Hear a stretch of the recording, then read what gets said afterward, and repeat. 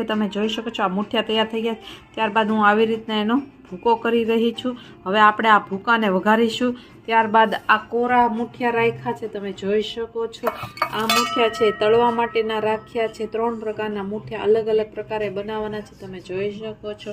હવે ફ્રેન્ડ્સ આને વઘારીશું. જોઈ શકો છો. હવે આપણે મુઠિયાને વઘારીશું. એક પેન લીધું છે, તેમાં તેલ ગરમ કર્યું. તેલ ગરમ કરવા મૂક્યું છે. ત્યારબાદ એમાં રાઈ એડ કરીશું.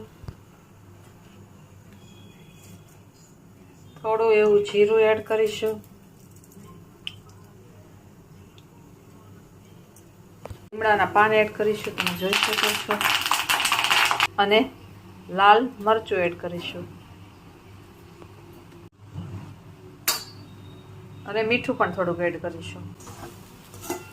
ફ્રેન્ડ્સ તમે જોઈ શકો છો, મુઠિયા તમે જોઈ શકો છો. ફ્રેન્ડ્સ વઘારેલા મુઠિયા રેડી છે. શકો છો આ મુઠિયા છે, આ તેલમાં તળાઈ રહ્યા છે. આને કે